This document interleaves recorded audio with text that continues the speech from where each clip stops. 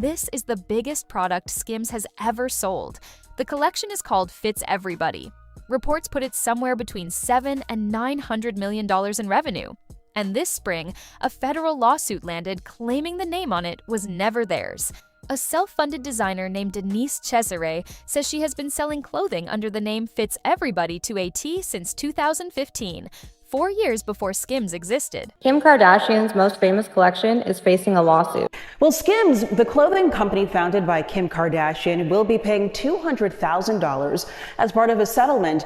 Meet Denise Cesare, a small business owner who says she's been selling products under the name Fits Everybody to a T since 2015, 4 years before Kim Kardashian launched Skims. It's a new lawsuit filed in New York federal court by Denise Cesare. She filed a case that I have here to protect her word mark, Fits Everybody to a T, and the lawsuit has been filed against Kim Kardashian. Her suit claims she put them on notice repeatedly, and that they launched the collection anyway, and that it destroyed her business. Lawyers have a term for this: reverse confusion. The giant gets so loud that the original sounds like the copy. Now here's the part that makes this perfect. That exact same collection was already infamous, because when Kim promoted it, fans zoomed in and found a warped finger and morphing legs, the fingerprints of a body filter, on a campaign called Fits Everybody. So, allegedly a name that wasn't hers, worn on a body that wasn't real. A product called Fits Everybody, where two separate things about it didn't fit the truth,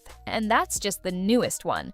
By the end of this video, you'll see a $40 million government fine with her face on the ad, warning letters from the FDA, a church, and a product Kris Jenner personally sold to American women that I still cannot believe is real. And none of this is gossip. The Kardashians have spent the last decade making billions of dollars by lying to their audience and scamming their followers with harmful products, businesses, and services. Every single thing in this video is a court document, a government letter, or their own words on camera. Because there's a rule this family has followed for nearly 20 years, and once you see it, you can't unsee it. Manufacture the moment. Sell the moment. Deny it when you get caught. It runs in 3 layers and they get worse as you go. The show was staged, the photographs were staged, and the products got the government involved. Not angry fans, not commentary channels, federal regulators with letterhead. Let's start where they started. Kimberly Kardashian, Kourtney Kardashian, 2 beauties. How to take the perfect selfie. Does everyone get a tape of this? Because I hope you do, so you can see me when I'm famous and older and remember me. Do you want to feel? You know what a real butt feels like, right? What has been the weirdest rumor you've heard? That I have a fake butt. It's ridiculous. It's real, people. I love her because she's beautiful, and she just made something out of nothing. The Kardashians aren't my church, they're my God. She used to have a butt, and then she was really tiny. You lost a lot of weight. I feel like I have a butt. She still has a butt. No, you do. But Khloé has I think we're all. That's a gray hair. That is not a gray hair. That is a gray hair, No, Kim. it's not. Oh, you are in denial. You should shave this part of your arm. I laser. Can't wait to see you, Khloé! We end up sleeping in an elevator shaft. These people slept on the sidewalk hoping to see Kylie Jenner. I haven't drank water. I haven't bathed. I've been sleeping on the floor. You need to leave her alone. She's fine. She's a human being. Leave her alone. She loves taking pictures, yo. Tell her, Kim, you love taking pictures. The money and the fame and all that stuff has just turned this woman into a monster. If someone says no, you're talking to the wrong person. The commitment that you give to that dream, that decision that you've made, I'm going after the win. Just do it. You have exploded in popularity. World domination next? I mean, what is it going to be? Maybe. Thank you so much. Thank you. When Kris Humphries tried to prove his 72-day marriage to Kim was a fraud, his lawyers deposed one of the show's executive producers, a man named Russell J. That deposition ran 165 pages, and under oath, it fell apart. Jay testified that Kim already knew about Humphries' surprise proposal, and that the scene was reshot because she didn't like her own reaction the first time. He testified that at least 2 scenes portraying Humphries badly were scripted, reshot, or edited. He said the huge fight about Humphries throwing a party in their hotel room was invented for the show, and that Kim was actually in the hotel at the time. He said the tearful heart-to-heart with her mother about her struggling marriage was filmed after she had already filed for divorce. The fairy tale wedding that we all saw on E! has ended in divorce after just 72 days. And that it was a stunt. Yeah. I would never marry for a TV show for money, for anything like that. Kim didn't make any money off of this wedding. She didn't make 5 cents off of the wedding. And my life isn't all about me. I used to make my life so much about me, and I'm not that person anymore. And I don't know if it's a little bit of the tape, a little bit of the divorce. I am who I am now, and I'm proud of who I am, and I'm happy. And then the detail nobody ever forgets. He testified that Kim used a tear stick, a makeup product that makes your eyes water, to cry on camera. You have to be super authentic. I think I'm like a little liar. The one you'll say you already knew, the origin tape. Fine, that one gets argued forever. This doesn't. This is testimony, and it went further than the scenes. In 2014, it came out that the houses used for the exterior shots weren't the family's houses. Fans figured it out when the owner of the home playing Kris Jenner's house put it on the market. Kim said it was for security, which may well be true. It's also true that millions of people spent years looking at a driveway that belonged to a stranger. So the proposal was reshot, the fights were written, the tears were chemical, and the house wasn't the house. Which raises an obvious question. What about the photos that were supposedly never staged at all? Kim has admitted this one herself. In the early days, she'd get fully glammed, then call the paparazzi on herself and walk out pretending to be caught. But it didn't stay a phase. The family moved to arrangements with photo agencies, reportedly with approval over which shots run and retouching before they do. Which means those candid street photos you've scrolled past for a decade were commissioned, selected, and edited by the person in them. Hi, Kim. Kim? How's it going, Kim? Kim, right here. See the paparazzi said I gave you? Yeah. It's okay. We'll hide it. Scoop it up down there. Yeah. Kim, right here. Bye, Miss Kardashian. Have a wonderful day, sweetheart. Fans have even traced supposedly public shots back to her own driveway. And here's how you know the system is real. Watch what happens when it fails. Real, unretouched paparazzi photos of Kylie leaked during lockdown. No filters, no glam. Days later, she posted her own set of paparazzi candids that looked almost identical to the leaked ones. Same idea, better lighting, correct face. That's what they do when a real picture escapes. If you want to know how far they'll go, ask Khloé. April 2021, an assistant accidentally posts an unedited bikini photo of Khloé, a real one, and her team went to war. Takedown demands fired across the internet, which naturally made it the most searched photo of the week. Then came the long, vulnerable statement about the pressure of being compared to her sisters her whole life. An obese fat cow that's stuck here. To tell me that I'm ruining an entire brand because of my weight gain, like that makes me feel like When she constantly is hearing that she's an Amazon creature, she does get insecure about her body when she hears what people say. Well, my entire life I've always been compared to Kourtney and Kim. They've always been hot. And right. even in your so-called awkward phase, they didn't I don't feel bad for their awkward phase. But if you can laugh at this, realize that we're a little bit of jokesters. Don't you think you'd lose a few pounds? What? I'm just a bigger individual. No, you are a bigger individual, but you could lose a few pounds. Moving, sincere sounding, and deployed as cleanup for a legal operation whose entire purpose was to erase a photograph for the crime of being accurate. Faking your own life is one thing. Then they started selling it to you. And that's when the government got involved. Skechers shape-ups. Kim fronted the campaign, including a Super Bowl ad where she dumps her personal trainer for a pair of sneakers. The pitch? Get in shape without setting foot in a gym. In 2012, the FTC hit Skechers with a $40 million settlement over deceptive advertising, with refunds for buyers and a ban on unsubstantiated fitness claims. Regulators said the company falsely represented that clinical studies backed it up. I really like the product. It works. We're definitely going to start shaping up with the Kardashians. Khloé and I are wearing the shoes too, so we're hoping our booties can look like Kim's. In fact, the FTC found that people who wore the shoes actually gained weight. And this is the part that turns a fine into a scene. One ad featured a chiropractor presenting the findings of what was billed as an independent study. He was married to a Skechers marketing executive. Beat independent. A doctor vouching for the science, married to the people selling the shoes, in an ad fronted by a woman whose own body was the proof of concept. To be fair, Skechers disputed the charges and stood by its products, but shoes were only the beginning. Next came the things you swallow. Quick Trim, endorsed by Kim, Khloé, and Kourtney together. A $5 million class action alleged the claims were false, misleading, and unsubstantiated. Reporting at the time noted the likely effects included diarrhea, dehydration, and cramping. That's the product. That's what it does. You are not buying a fat burner. You are buying dehydration with a celebrity on the label. Then the detox tea era, flat tummy tea, appetite suppressant lollipops, laxative-based cleanses, pushed to hundreds of millions of mostly young followers until actress Jamila Jamil made a public career out of dragging them for it. Waist trainers, promoted hard, drew their own $5 million false advertising suit, and doctors had been warning about compression risks for years. A waist trainer is a gift that I used to give to all of my friends right after they had a baby. And I won't give away all of our secrets. Oh, and Sugar Factory's Kardashian-branded lollipops sold for $25. One was reportedly marketed at $1 million, but my favorite is the one where the product's own instructions contradicted her. Kim promoted the Tria laser hair removal system, saying on talk shows and on Twitter that she used it all over her body. Tria's own website said the device shouldn't be used in sensitive areas, specifically naming the nip, the genitals, and around the anus. And I won't give away all of our secrets. The Tria is like the greatest invention. Is the greatest invention. I mean, I'm Armenian. Yeah, I'm Armenian, so that's like a huge issue. I'm a hairy Armenian. I gotta get lasers. Good. On my entire body. You never have to buy like a razor or like shaving cream. She was named in a lawsuit alongside the manufacturer. Kylie's walnut face scrub got a different kind of review.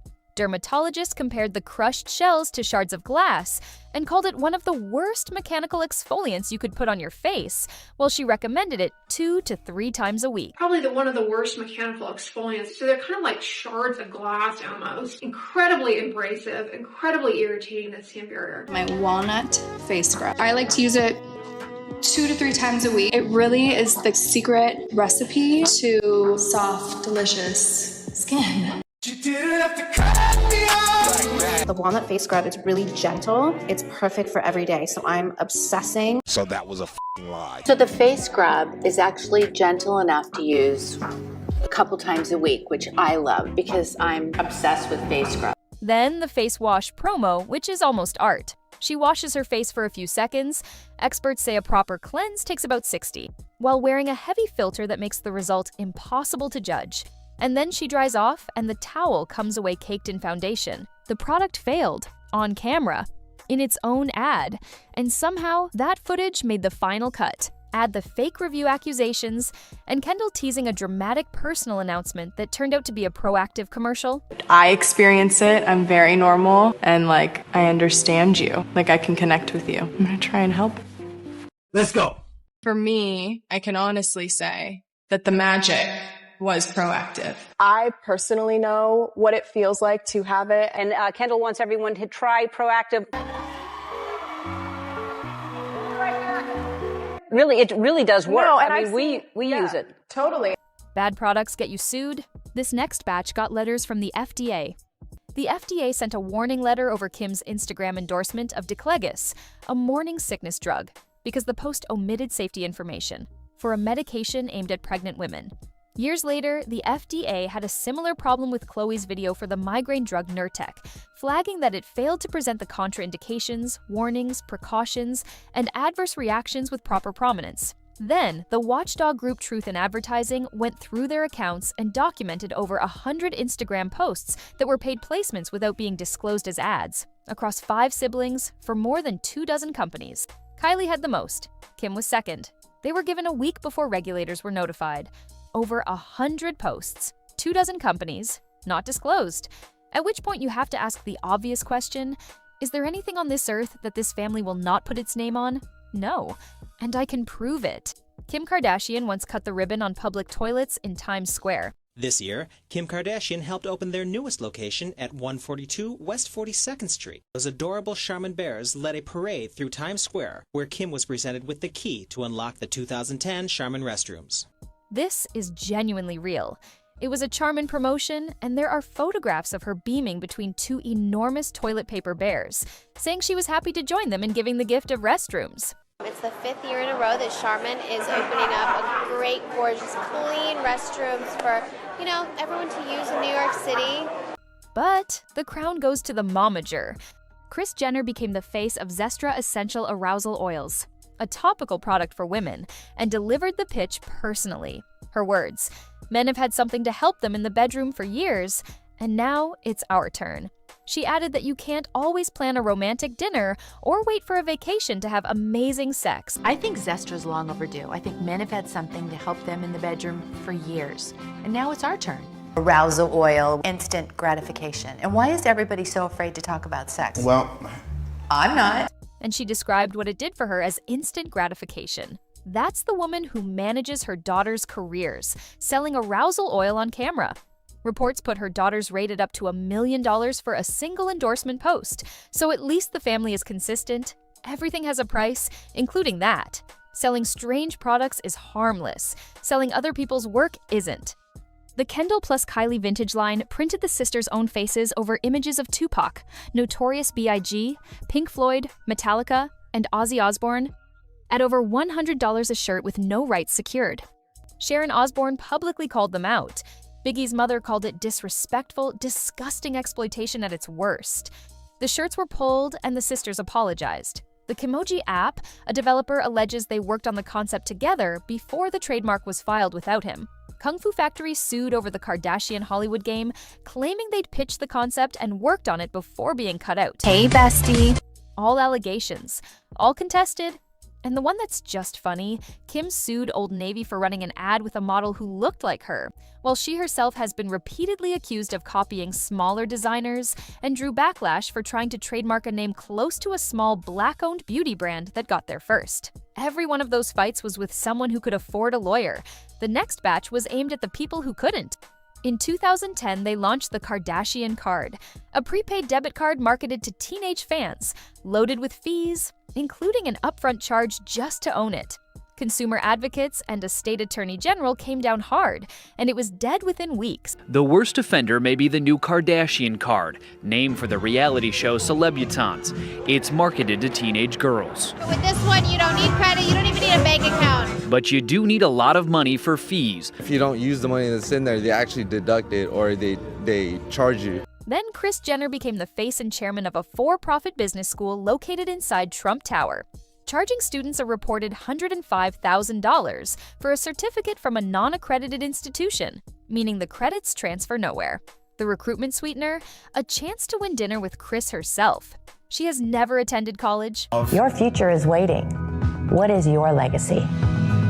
A certificate that means absolutely nothing. This is not an accredited college, not an accredited school, or whatever you get at this school will not be transferred to an actual legitimate college. Kris Jenner, aka the devil. Despite the billions, reports have described the family staffing operations with unpaid interns doing gift wrapping, grocery runs, and dog care. The Kardashian collection at Sears promised quality at a low price point, while reporting raised hard questions about the factory conditions behind it. The Kardashian collection only at Sears for a surprisingly affordable price, so you can look and feel fabulous every day. Shoes fix everything. We're not sacrificing quality in fabrics. Our manufacturers were able to hit an inexpensive price point, but giving you everything at the same quality and taste. And just this May, a former SKIMS employee filed a proposed class action alleging unpaid overtime, denied meal breaks, and minimum wage violations, which SKIMS flatly denies. Which brings us to the money story nobody talks about: the church.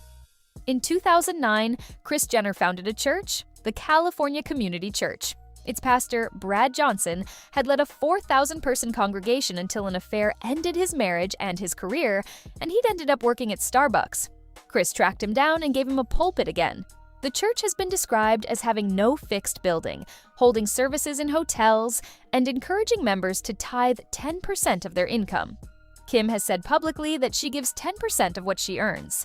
Do that math across the sisters, and you're talking about enormous sums. That it's not always all about us. Once in a while, it's a great thing to help somebody else out. And I wanted to thank you all so much for checking out my auctions. Don't I have the most amazing stuff up right now? And the coolest thing about this, though, is that a percentage of the proceeds are going to the Dream Foundation. Party! For God and You pray to Kanye or to God at this church? there's no praying, there's no sermon, there's no word. It's for God. Now, here's what's actually documented and what isn't. American churches are tax-exempt, Donations to them are deductible, and churches are not required to file the financial disclosures that other nonprofits are. Also documented, Kim ran charity auctions boasting that proceeds went to a church, without always making clear it was her own mother's church. Not documented, the popular theory online that the tithes are being cycled back to the family. There is no evidence of that. But you can see why people ask, because the structure is one where nobody outside the family ever has to see the books. And whether the girls even worship there is its own question, given they've been publicly associated with other congregations entirely. Even the pastor's fortunes turned. Reports noted that he had remarried and bought a home in the mid-six figures within a few years of that Starbucks job. Make of that what you will. And speaking of numbers nobody could check, that brings us to the biggest fake number of them all. In 2018, Forbes crowned Kylie the youngest self-made billionaire, based on figures her own team supplied. In 2020, Forbes published a story titled "Inside Kylie Jenner's Web of Lies," alleging the family had inflated revenues by hundreds of millions, and that accountants produced tax documents the magazine described as likely forged. But for years, she has lied and exaggerated just how successful she really is. While we can't prove that those tax returns the Jenners sent us were fake, we're pretty sure now that they were. Kylie Cosmetics is not nearly as big of a business or as successful of a business as they spent years leading the entire world, including Forbes, to believe. Kylie Jenner is no longer a billionaire. The real numbers surfaced when Cody bought a stake, and the filings didn't match the story. Kylie denied it, tweeted that she'd never asked for the title, and her lawyer demanded a retraction, calling the forgery claim false. But the damage was permanent. The one fact everybody knew about her now carries an asterisk. Look at the whole pile at once. The proposal was reshot. The tears came from a stick. The house wasn't the house. The paparazzi were on payroll. The shoes got a $40 million fine. The morning sickness pill got a warning letter. 100 ads went undisclosed. The lollipops, the teas, the waist trainers, the scrub, the shirts they didn't own, the card aimed at teenagers, the billion that wasn't there. Not one bad product, not one bad week, a 20-year assembly line where the only consistent output was a version of reality that had been edited before it reached you. And the strangest part? They told us the whole time. The show was called Keeping Up with the Kardashians. Nobody ever once called it a documentary. We just decided to believe it was. Everything in that empire was always for sale, including the truth. If you made it to the end, like the video, subscribe if you're new, and hit the bell so the next investigation finds you. Tell me in the comments which receipt shocked you most and whose file we open next. The full playlist is on screen. I'll see you in the next one.